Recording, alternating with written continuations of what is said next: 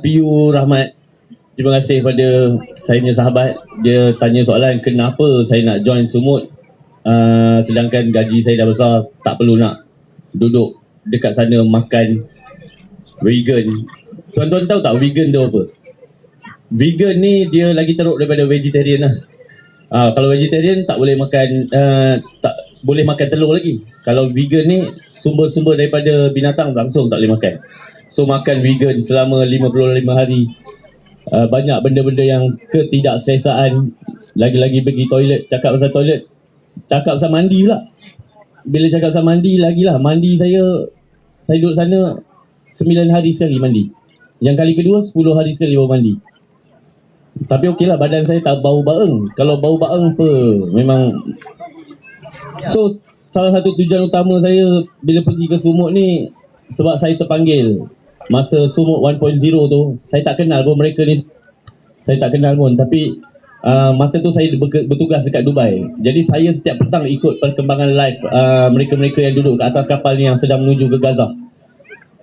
Masa tu saya rasa macam kenapa aku dekat sini lagi, sedangkan mereka ni tak tahu apa-apa pasal laut, tapi mereka jalan je, janji nak dapat sebutir pahala yang Allah janjikan sebagai pahala jihad.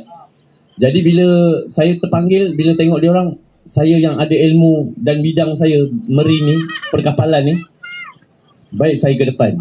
Jadi saya bila bagi tahu follower saya dekat dalam TikTok, kalau ada pasal Sumut next pula 2.0, kalau ada, saya yang bagi nama 2.0, padahal dia orang pun tak fikir lagi pasal 2.0 1.0 ni.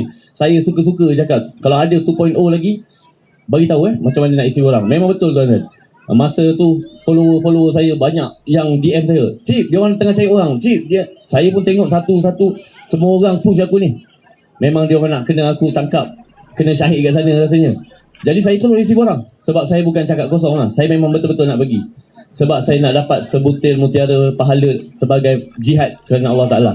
Sini pun ramai lagi lah janda-janda semua tak boleh tolong. Kenapa sibuk kan nak pergi tolong dekat Israel, nak pergi tolong dekat Gaza. Sebenarnya benda tu tuan kena tanya pada diri anda tuan. Sebab dekat Gaza tu mereka perlukan bantuan kita.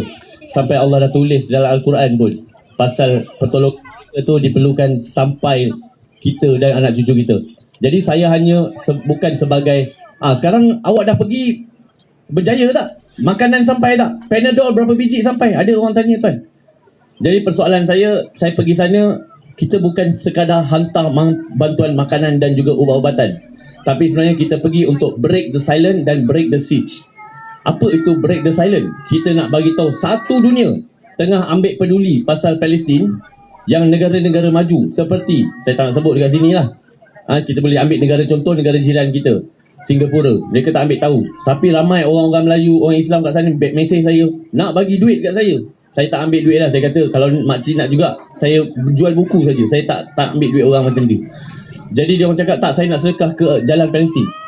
Jadi saya kata yang tu kena tanya Cinta Gaza, sebab mereka memang buat saluran berterusan sejak 2013.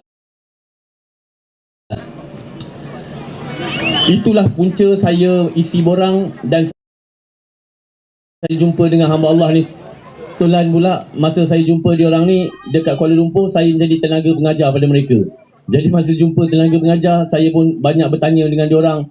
Walaupun kita dah 24 tahun kerja kat laut, tapi dia orang ni orang pertama yang pergi. So kena dia orang yang dulu jumpa tentera Israel. So dia orang dulu yang naik kapal layar. Saya tak pernah naik kapal layar tuan-tuan. Jadi masa saya naik kat sana tu, saya naik kapal layar tu agak pelik untuk saya. Sebab bila naik kapal layar ni memang lain. Best lagi kalau candak sotong. Di candak sotong lagi puas hati. Kalau dekat layar ni kejap-kejap muntah, mabuk. Lepas tu penat nak pusing layar tu. Sampai saya tanya, tak ada ke orang cipta automatiknya layar ni? Yang tekan keluar layar. Rupanya dah ada. Yang ni zaman Tunku Kudin lagi. Yang main pulahkan tangan tu. Penat tangan lah. Lepas tu dengan keadaan mabuk. Saya yang cakap tadi dah kerja lama. Masa nak kena tangkap tu, saya setiap 30 minit muntah. Bukan sebab takut, sebab memang mabuk masa tu kita lari daripada pihak Zionis ni. Memang kapten bawa cacah merbah, lawan arus, nak lari tapi kena tangkap juga. Itu salah satu benda yang saya terpanggil untuk join Sumut Flotilla 2.0. Tapi masa tu saya dekat sana jarang, adalah buat live tapi jarang jugalah. Dan tak banyak sangat post video. sebab kita ada sekatan dan juga tata tertib. Macam contoh pemergian saya ke Sumut Flotilla kali ini sebagai jurutera ataupun technician.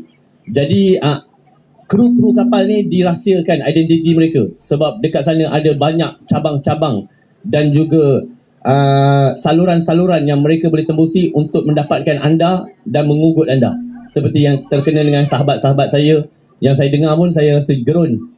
Sebab kita hidup dekat Malaysia ni aman. Tapi dalam aman damai ni ada juga orang-orang yang bekerja untuk Mossad ni, yang mereka dapat duit dan mereka akan ugut kita macam-macam. So perkara-perkara ni kalau kita cerita tak habis kat sini tuan-tuan. Jadi kalau dekat sini saya pun dah pergi, saya pun dah tunjuk yang kita dah pergi, dah jumpa Israel, dah kena tangkap, dah dibebaskan. Jadi jelas terang lagi bersuluh. Saya merata-rata pusing. Saya akan beritahu dengan orang-orang Malaysia apa yang berlaku ni adalah benda yang betul, bukan benda yang direka-reka. Sebab sebelum ni ataupun mana-mana negara tak pernah tunjuk pasal isu sebenar Palestin ni, isu sebenar yang berlaku kat sana. Purata kematian, saya cakap kanak-kanak yang meninggal dekat Palestin adalah 10 minit satu orang. Kanak-kanak.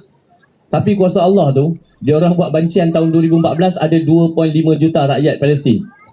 Kalau dah bunuh sehari 10 minit seorang, hilanglah, habislah kuranglah populasi, betul tak?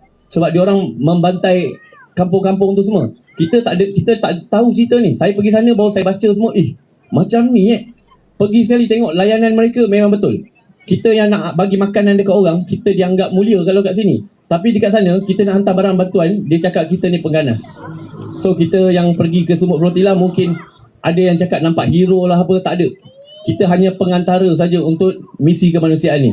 Tetapi yang saya nak cakap, saya ni dan kawan-kawan saya ni hanya pengikat ataupun satu jalinan yang berterusan. Sebab kami nak lagi orang terus bercerita tentang Palestin supaya banyak ketua-ketua ataupun orang-orang besar dalam sesebuah negara tu turut serta mengambil tindakan. Sebab banyak negara-negara mengambil dasar berkecuali, tidak mahu cerita pasal Palestin ni. Bila anda pergi sana, anda tengok purata kematian 10 minit seorang. Dia orang buat bancian tahun 2024. Populasi rakyat Palestin masih lagi 2.4 juta. Tak mati-mati. Dia orang bunuh setiap hari 100 orang. Patutnya dah hilang dah orang ni. Habis dah 2 juta. Tapi orang dia masih ada 2 juta. Macam mana tak tahu. Itu rasa Allah lah. Ataupun dia orang nyuruh, kita tak tahu. Zaman teknologi ni sekarang tuan-tuan, semuanya digital. Jadi kalau nak cakap anda ni tak wujud, dia susah. Kita lahir je dah ada dalam sistem dah. Kita sekolah dah ada dalam sistem dah. Pergi shopping komplek pun kita dah ada dalam sistem dah. Beli minyak pun dapat budi kan. Ada dalam sistem dah. Hari ni awak isi dekat sini. So tak boleh lari. Dah maju macam ni, tapi macam mana ada lagi benda-benda macam ni. Itu antara keajaiban ataupun benda yang menarik dekat Palestin yang saya boleh share tentang populasi rakyat. Dan mereka perlukan bantuan, bukan saja orang kita. Orang-orang kita pun susah, kita akan terus bantu. Tapi dekat sana mereka lagi susah. Dan memang kalau saya nak cerita habis Piu, memang banyak benda yang tak tercapai akal fikiran. Bila saya dengar ayam sekilo, dia orang ada lagi jual beli. Hospital ada lagi. Tapi hospital hanya untuk orang-orang kaya saja. Habis orang miskin tak ada. Dia orang hanya buka kemah, rawat dekat situ je. Jadi memang betul lah, Allah dah firman mereka akan menjaga Baitul Maqdis, ataupun pernah dikenali dekat dalam Al-Quran, maksud dia tanah suci. Itu adalah tanah suci kita. So memang kita kena pertahankan. Siapa lagi? Kalau saya orang Islam lah. Tapi kalau orang yang bukan Islam sedang mendengar ni, kita ni manusia, makan, minum, berak, tidur, kita masih lagi perlukan sifat kemanusiaan. Kalau benda tu pun korang tak ada, jangan jadi manusia. Benar, terima kasih kepada CEO kapal. Takbir. Allahu Akbar. Wallahu alam bisawab. Takbir. Allah. Benar. Kisah sebenar adalah perjuangan Gaza.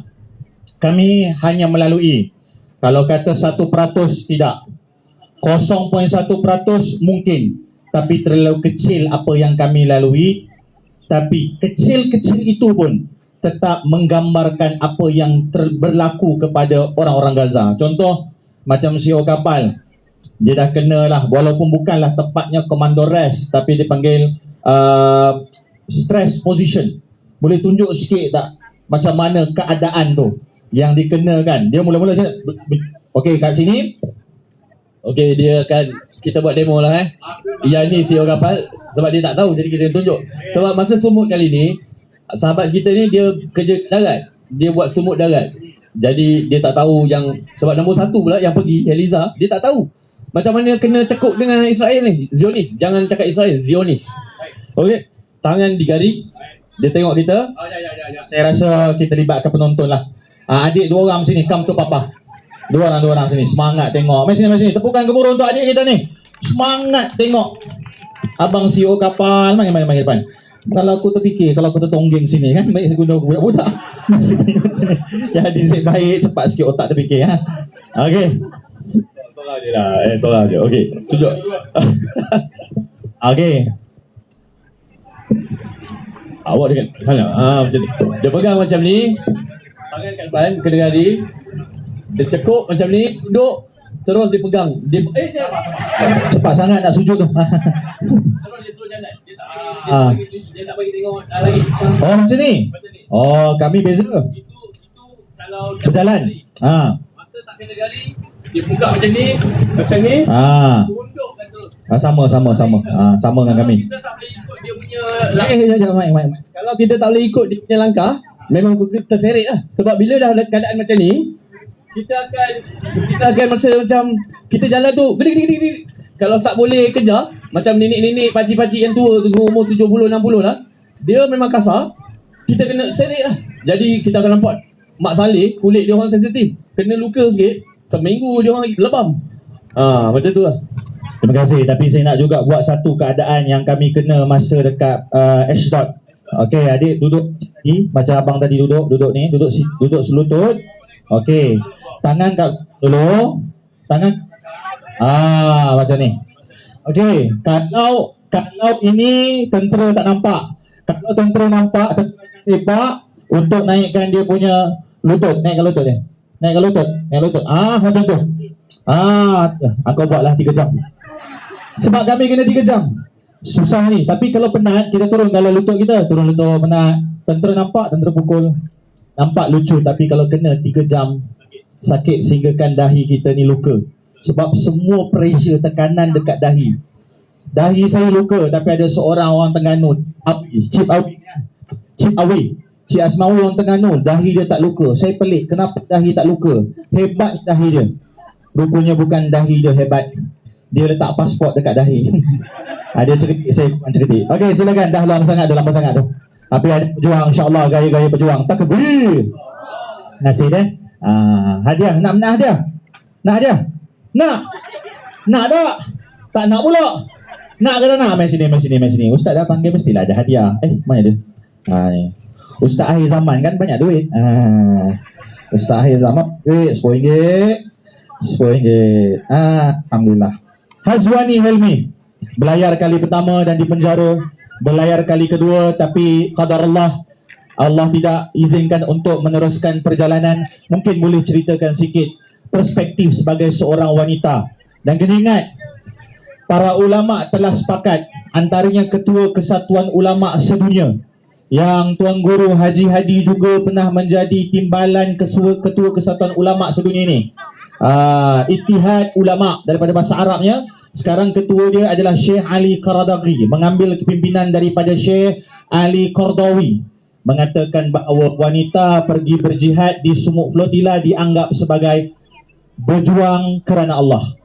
Walaupun ialah ada isu-isu yang dibangkitkan, tapi kata Syekh Ali telah sepakat bahawa inilah jalan-jalan untuk menuju perjuangan Palestin. Jadi perspektif sebagai seorang wanita, dipersilakan Hazwani. Takbir. Allahu Akbar. Terima kasih Rahmat yang dimuliakan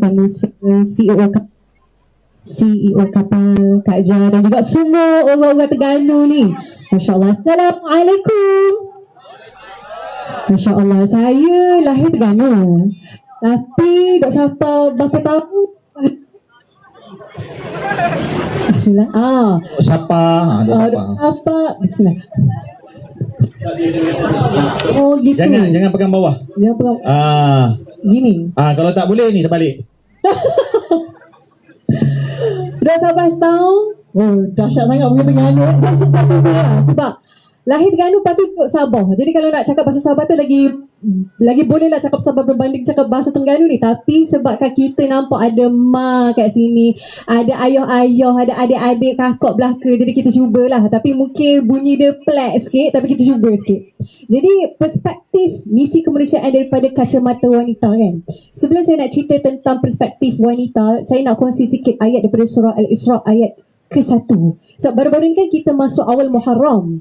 Nanti kita nak tanya mungkin ada adik ni ada tak azam tahun baru. So biasanya azam tahun baru kita fikir tahun depan 2027 baru letak azam tahun baru. Tapi sebenarnya awal Muharram ni pun kita kena letak azam baru. Especially bukan saja untuk perbaiki ibadah kita, tapi perbaiki bagaimana hubungan kita dengan manusia. Berapa banyak kita dah bantu orang lain. Sebab Nabi kata apa? Khairun nas anfa'ahum lin nas. Masya Allah. Sebaik-baik manusia adalah manusia suka bagi manfaat kepada orang lah. Masya Allah. Jadi itu kita nak tanah azam. Jadi apa yang specialnya Palestin ini? Disebutkan dalam cerita surah Al-Isra ayat pertama. A'udhu billahi minasyaitanir rajim. Subhanalladzi asra bi'abdihi laylan minal masjidil haram ilal masjidil aqsa الذي باركنا حوله لنريه من آياتنا إنه هو السميع البصير. صدق الله العظيم. Maksudnya apa? Maha suci Allah yang telah memperjalankan hamba-Nya, yakni Nabi Muhammad sallallahu alaihi wasallam, pada satu malam dari Masjidil Haram ke Masjidil Aqsa yang kami berkati sekelilingnya untuk memperlihatkan kepadanya sebahagian daripada tanda kekuasaan kami. Dan sesungguhnya Dia yang maha mendengar lagi maha melihat. Apa kita boleh faham daripada ayat ni? Kenapa Allah sebut linuriyahu min ayatina? Untuk kami perlihatkan kepada sebahagian tanda-tanda kekuasaan kami. Okey, sebelum kita nak relate dengan Palestin, kita relate cerita Rasulullah dulu.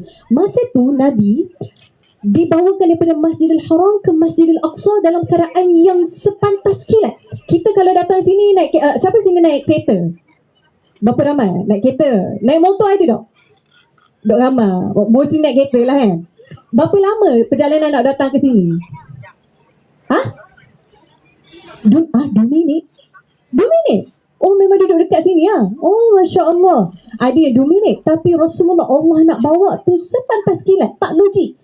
Jadi itulah antara kekuasaannya. Dan ada kaitannya juga dengan tanda-tanda kekuasaan yang kita boleh nampak di bumi Palestin. Sebagai contoh, kita tahu di bumi Palestin ni dah hampir 80 tahun dibom, dihukum, budak-budak kecil ditoreh, dikeluarkan usus, dimasukkan barang-barang ataupun bahan yang tak sesuai untuk anak-anak kecil di bahagian duburnya. Ini realiti di bumi Palestin. Tapi macam mana di bumi Palestin, tak kala banyak kematian, tapi dalam masa sama di situ juga masih ramai anak-anak muda yang masih hidup. Ini adalah tanda-tanda kekuasaan yang Allah nak bagi tahu.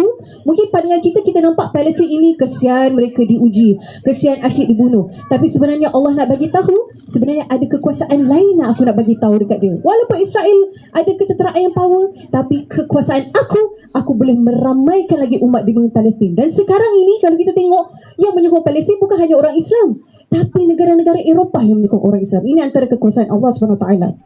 Lepas itu yang kedua adalah hikmah daripada ayat ini. Allah nak bagi tahu pertolongan Allah datang selepas ujian yang berat. Benda ni kita boleh kaitkan dengan tak semestinya pasal Palestin, tapi kadang-kadang kita pun ada ujian kita juga. Betul?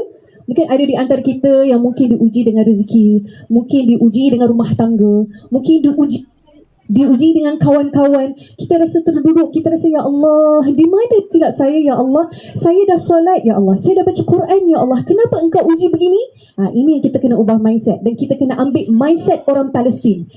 Kalaulah mereka fikir, ya Allah, kami duduk di Palestin, kami nak tolong umat Islam untuk dapat solat di Masjidil Aqsa, Allah tak sayang kami ke?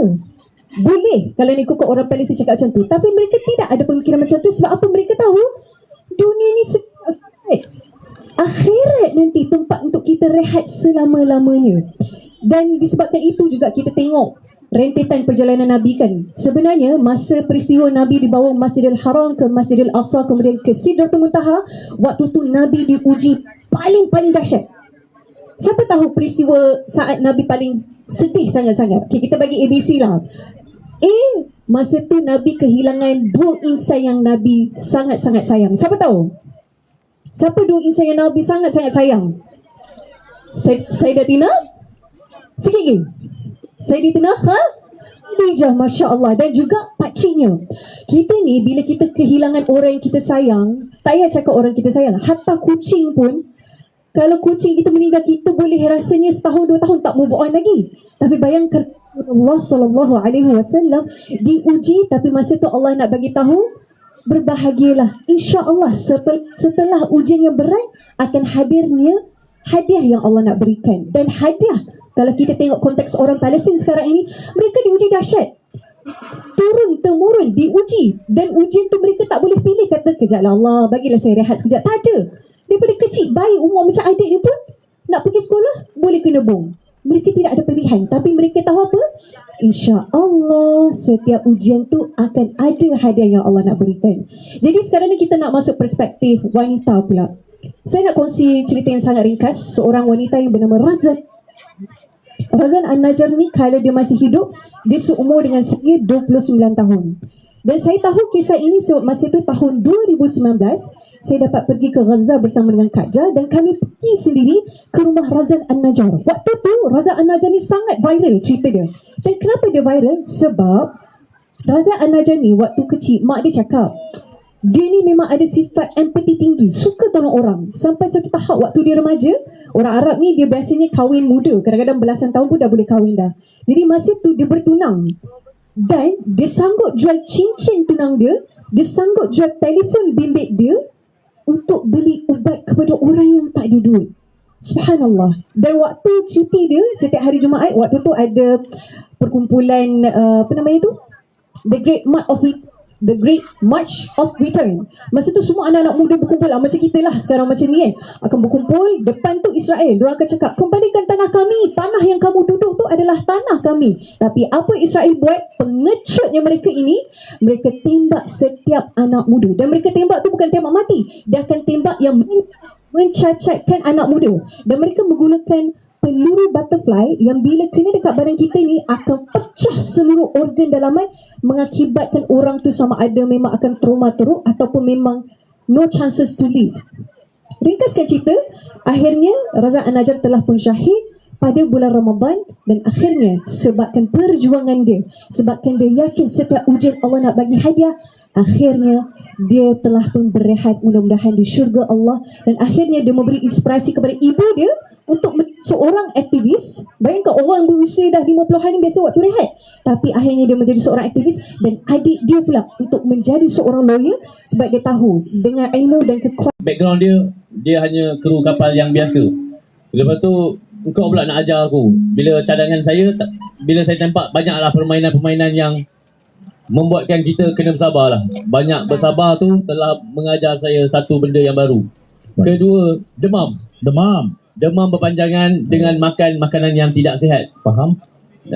Membuat kita menjadi betapa bersyukurnya jadi rakyat Malaysia, kita ada Food Republic. Dia jalan setiap minggu kat negeri-negeri. Oh, tu kait gitu Gitu. Kita kena gabar kat Aisyah. Dia panggil kita kena cakap. Sebab ada Food Republic, betul. Saya cakap terus-terang. Selama duduk kat sana, antara sengsaraan yang banyak kita orang kena pasal makan. Betul tak? Betul. Tapi Musa ni dia bawa 1 tan sambal-sambal yang nak dibagi pada dia. 1 tan. 1 tan. Kau ni. Okey, yang lain boleh tanya apa Baik. pula dia orang punya belajar. Eliza. So, CEO kapal kata sabar. Bayangkanlah, dia dah kahwin berpuluh tahun pun tetap tak sabar lagi. Gurau. Eliza, apa yang dipelajari sepanjang belayar? Okey, Masya Allah. Apa yang saya belajar salah satunya adalah kebergantungan sepenuhnya kepada Allah. Kala kapal The Hermes ketika itu dah nak karam, jadi kami kena keluar daripada kapal itu untuk menaiki boat emergency, kemudian pergi ke kapal, singgah ke kapal Adel, kapal Tuan Musa ketika itu, dengan harapan ada ruang kosong untuk kami naik kapal dan terus berlayar ke Gaza. Sebab waktu tu dijangkakan lagi 3 hari nak masuk Gaza. Tetapi kita punya perancangan, Allah juga merancang. Ketika itu keluar satu poster menyuruh untuk kapal daripada Johnny M, which is kapal daripada The Helmis ini, perlu berhenti dan turun. Maknanya tak boleh teruskan pelayaran ketika itu. Dan saya ni pula jenis yang dah dapat peluang seperti ini, kita mestilah nak buat sehingga garisan yang terakhir. Jadi ketika itu memang kita dah cuba sedaya upaya sebagai seorang manusia, tetapi tak ada satu pun boleh bantu ketika itu. Dan waktu itulah baru kita dapat betul-betul feel apa yang dikatakan tentang zikir hasbunallah wa ni'mal wakil. Hasbunallah wa ni'mal wakil. Hasbunallah wa ni'mal wakil. La haula wa la quwata illa billah. Nak pula cerita ni dengan mikrofon, masya-Allah. Ya, betul. Cukuplah Allah bagi kami. Tak ada daya upaya. Bukan kita kontrol mikrofon ni. Bukan kita. Bukan kita, masya-Allah. Abang Mike. Bukan saya. Bukan dia juga. Ya. Masya-Allah. Okey, alhamdulillah. Jadi ketika itu memang saya tak bercakap dengan adik saya. Masa tu Musa pun memang nampak waktu tu saya seorang yang jenis ceria, tapi waktu tu memang senyap terus. Ya Allah, macam mana ni? Tak nak turun lagi. Kita sikit lagi nak sampai ni, sikit lagi. Dan waktu tu saya menghadap laut, menghadap langit, cakap, Ya Allah, tak ada daya upaya kami, Ya Allah. Tolonglah, Ya Allah. Bukalah jalan ni, macam mana kami nak buat? Dan ketika itu, Hazrani Helmi, dia seorang, siapa nama dia? Steering Committee, lupa pula namanya. Seorang jodoh? Bukan. Bukan. Tiago dengan yang pakai tudung Sumera. Seorang pula lah. Sumera. Dia kata, kamu kalau nak naik kapal, ada satu kapal. Ada kapal untuk kalian berdua adik-beradik. Tapi, korang kena berpisah. Tak boleh satu kapal. Itu juga antara cabaran sikit lah. Sebab mama dengan abah kalau boleh nak anak-anak dia kalau boleh satu kapal. Menjaga antara satu sama lain. Berat hati juga. Kita bila nak buat satu misi ni, kita nak mak bapak kita redha. Jadi macam mana ni sekarang ni? Jadi Hazrani Helmi ketika itu, dia kata tak apa. Bagi aku solat istikharah dulu. Waktu tu steering committee kata, we don't have time to do istikharah. Waktu Hazwani dia tak kira, dia Allahu Akbar. Dia buat istikharah juga waktu tu dan tak boleh siapa-siapa kacau. Dia waktu tu, Ya Allah tolonglah, berikan petunjuk. Dan belum habis lagi rakaat pertama, datang steering committee, dia bagi tahu, we have good news. Ada satu kapal yang boleh memuatkan kamu dua orang adik-beradik untuk berada dalam satu kapal. Tapi kapal itu adalah kapal kecil, kapal layar yang hanya memuatkan dalam 9 orang saja. Nak ke tak nak? Nak ke tak nak lepak? Itu lagu lain, masya-Allah. Dan waktu tu kita pun macam mana sebab tak biasa lagi kita naik waktu tu bot yang motorboat. Bila nak pergi ke kapal layar ni bukan senang. Tapi kita bersetuju, rupa-rupanya kapal layar tu Allah sediakan sesuatu perkara yang sangat indah, di mana orang-orang dalam kapal layar itu memang sangat menyambut kami, selamat datang orang Malaysia ke kapal Hiyo. H jugalah, The Helmis and Hiyo ketika itu.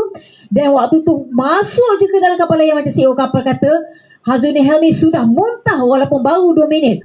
Dia muntah ketika itu, kita pun bagi buah limau. Bila bagi buah limau, dia muntah dengan serat-serat limau tu. Rasa macam dah boleh jual pula di food yang bukan Republic, Masya Allah. Lepas tu, saya pun kumpul lah daripada satu cawan ke cawan kedua penuh. Dah boleh memang jual fresh orange kat situ. Saya pun nak muntah juga. Tapi bila kita tengok adik kita muntah, kita tak jadi muntah. Kita tahan muntah kita. Panjang pula kita muntah ni. Lepas tu, saya pun tuang fresh orange muntah tu ke dalam sinki dalam kapal. Saya lupa pula. Bila tuang dalam sinki kapal, dia sudah tersumbat. Jadi, Allahu Akbar. Saya dah rasa bersalah sebab baru duduk tak sampai sejam. Dah sumbat pula. Waktu tu Hazrani Helmi dah memang merengkok dah kat situ. Dia tak boleh buat apa-apa dah. Sampai dia fikir, Ya Allah, mampukah kita sampai dekat Gaza ni? Sebab sejam tu dah rasa macam dia punya dunia memang lain kapal layar ni. Masya Allah. Dah lah dia punya ombak ketika tu makin lagi nak dekat, makin tinggi ombak dia. Ni bukan ombak rindu dah, ombak memang melambung sungguh. Waktu tu saya pun nak macam mana ni? Saya pun ambil lah menggunakan tangan saya tanpa alas, mengambil fresh orang muntah dia, sambil kata sebab aku pun nak muntah tapi nak kena menguruskan dia. Dah pening lagi, Masya Allah. Jadi cabaran dia bukanlah orang kapal tapi adik sendiri, Masya Allah.